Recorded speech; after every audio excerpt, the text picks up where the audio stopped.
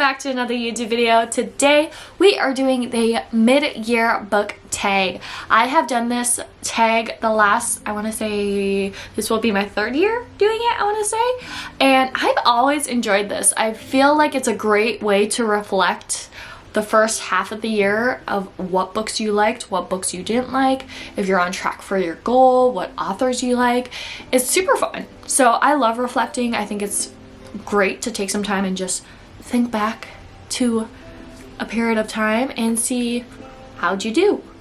So let's talk about my goal for this year. At the time of this recording, my goal for 2026 is to read 60 books, and I am currently at 42 books. So I feel like I'm really on track because I typically set 6 books per month to read as like my monthly TBR, and I will say last month was probably like my favorite month of the whole year of reading so much and like boosting my motivation to read. So, but besides last month, the first half of the year probably wasn't the best of my reading, but the last month was pretty good, so just want to say that.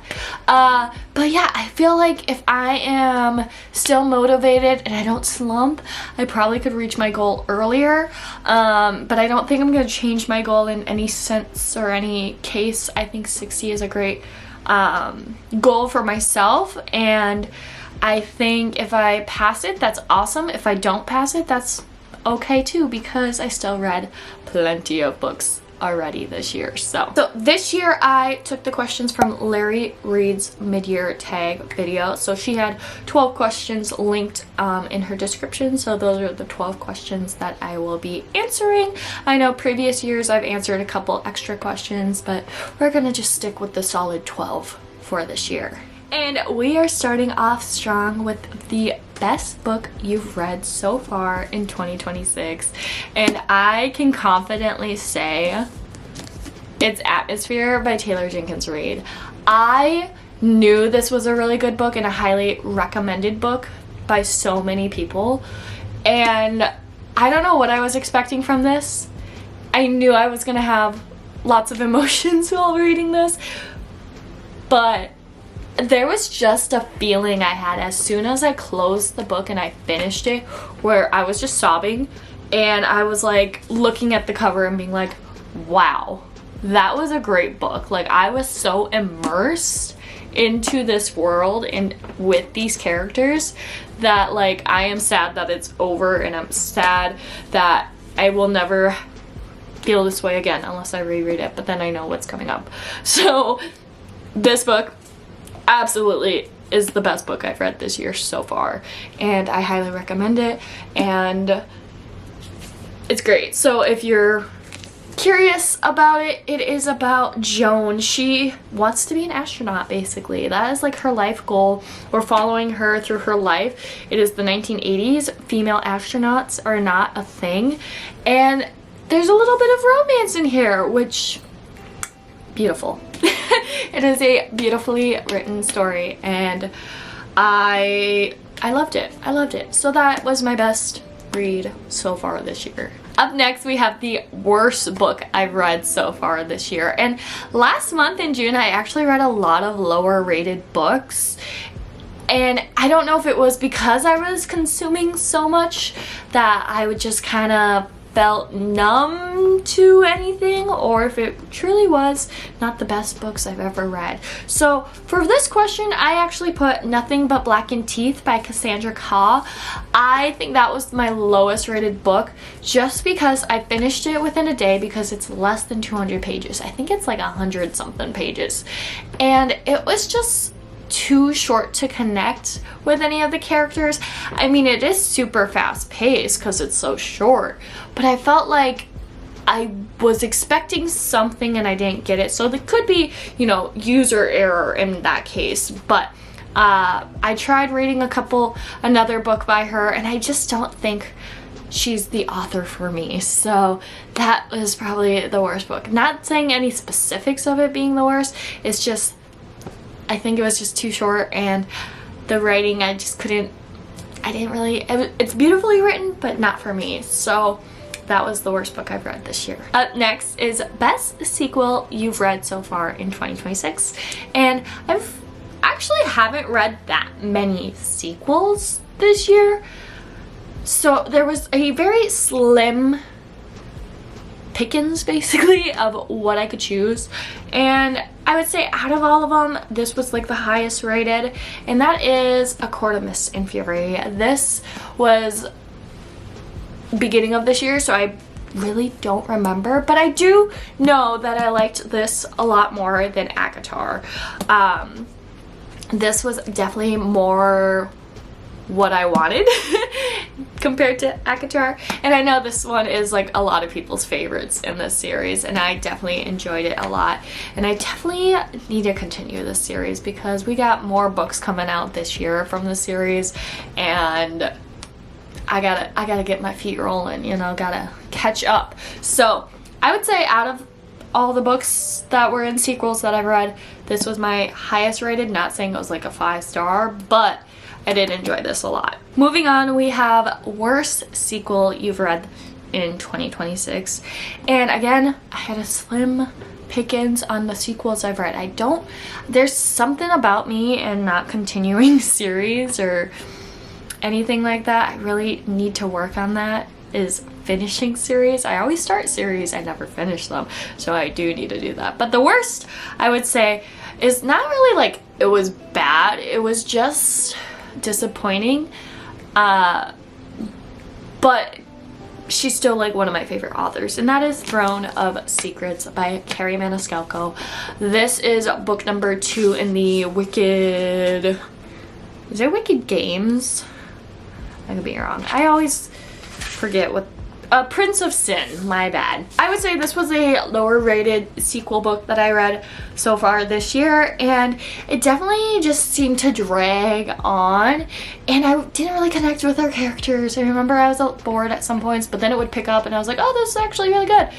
But I felt like most of the time I was bored, and the plot kind of just jumped from talking about dragons to like smutty romance, which I'm like, okay, where are we going with this? So I was a little disappointed, but do not worry, I will continue to read Carrie Maniscalco. I do love her as an author, and I do want to read Throne of Nightmares, which is the 3rd book in the series. And it's not really a series, they're kind of like standalones, but I've been reading it like a series, so that was probably the worst. Not saying it's like terrible, but it was an average book. Up next, we have some new releases I haven't read yet but would love to, and I would say my most anticipated that I would like to read this year is The Night We Met by Abby Jimenez.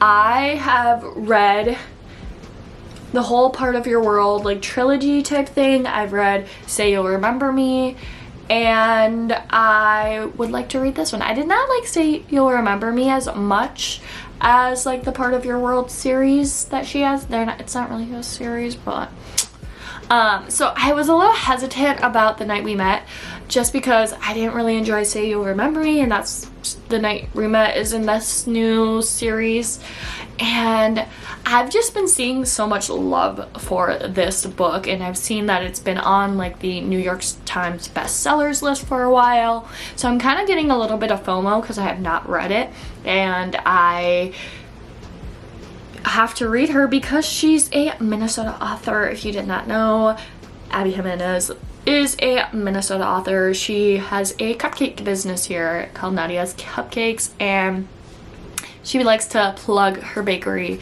in her books. So that's another reason why I need to read it. But prior to this, I didn't really have a lot of new releases that I wanted to read. I will put this in here even though I wasn't going to say it, but I would really like to read the new like Six of Crows like Letters to Ketterdam. I know it's like a more of a puzzle type book thing. I don't know, but I think it'd be fun just because I love that series and I love that universe. So that would be a little option B for this question or for this statement. But if we're given a flat answer, I would say The Night We Met by Abby Jimenez is a new release of this year that I would like to read before the end of the year is up. And if I don't, it is what it is. Up next, we have most anticipated release for the second half of the year. And I'm gonna be completely honest, I don't keep track of new releases unless it's an author I really, really like.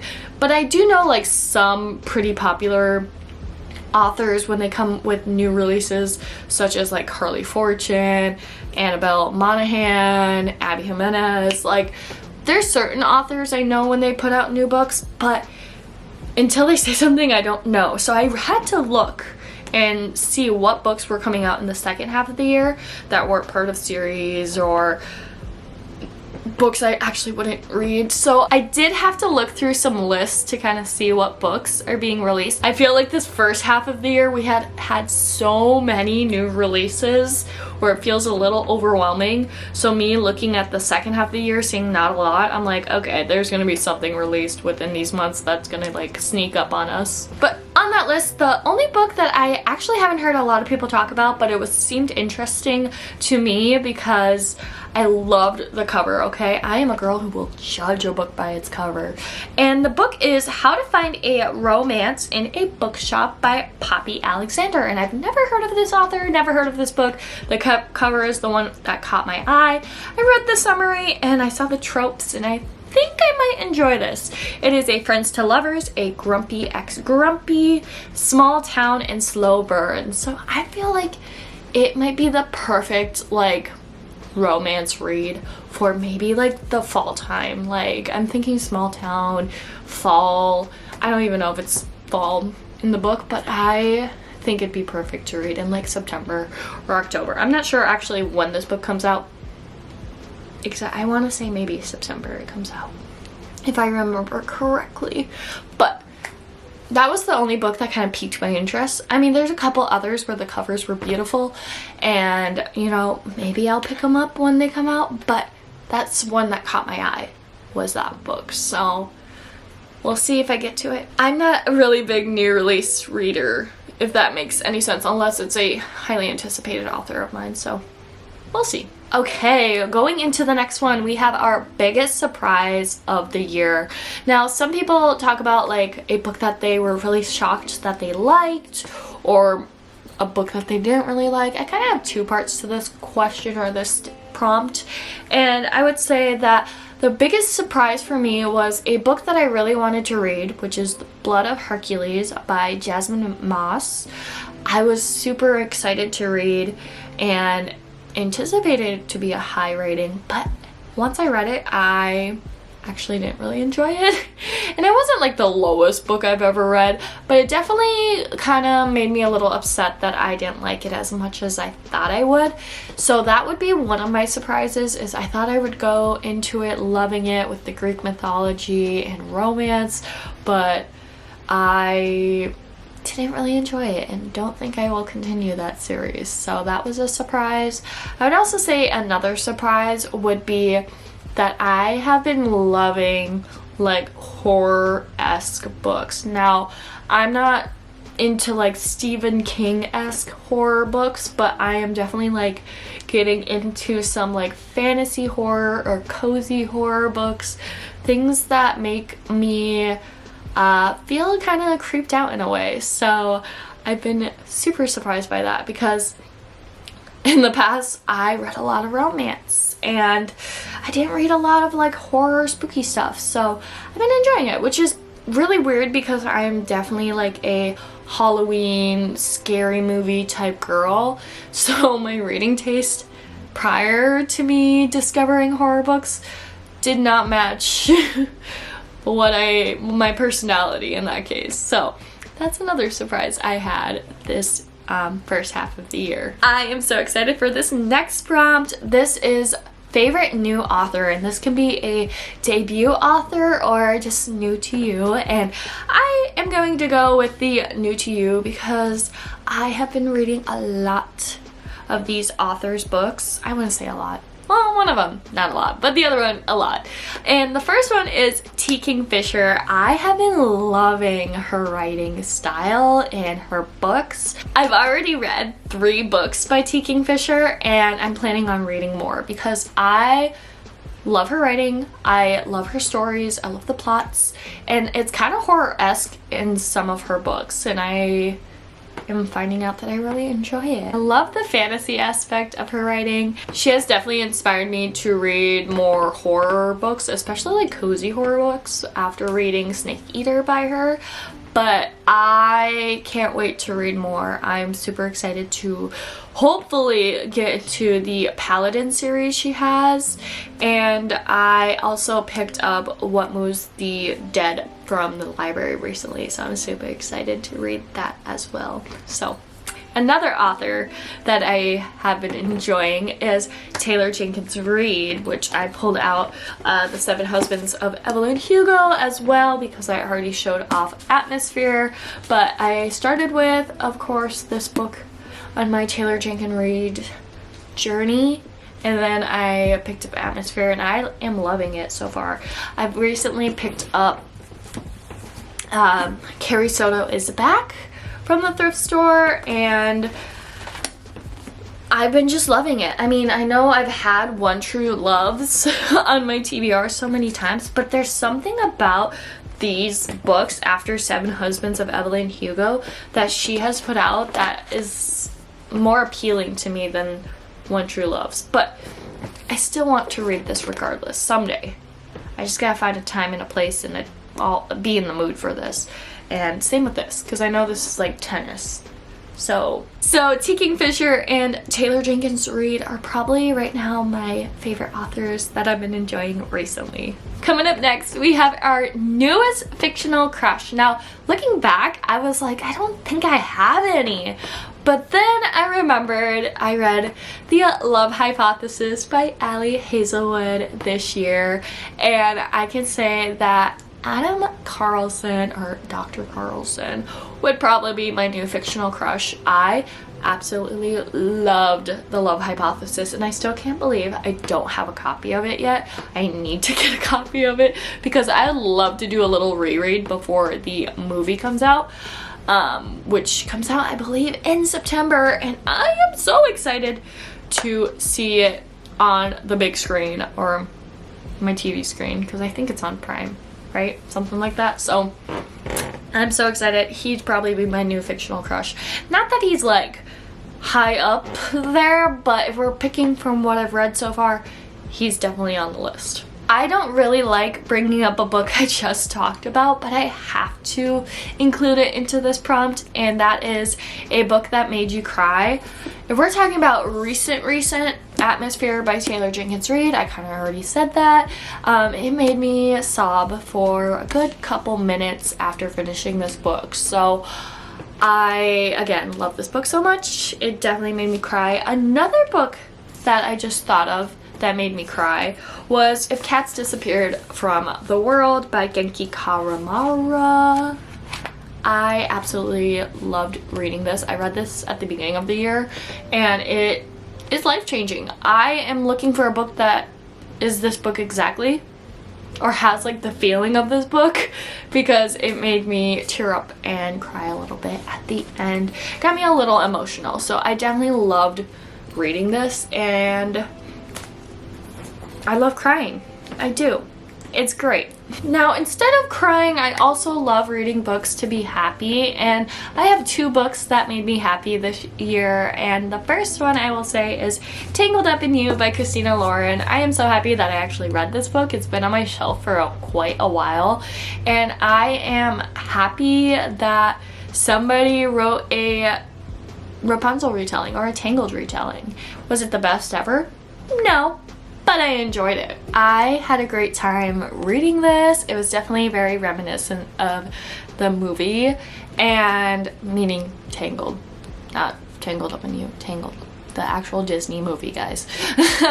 And I just love anything Rapunzel or Tangled themed, so I knew this would make me happy to read. Another book I read that made me happy was Face Off by Chelsea Courteau. This is book 1 in the DC Star series. It is a hockey romance series, and I love a good hockey romance series. This was just a fun time, and I'm so excited to read more. This is a series I definitely want to continue.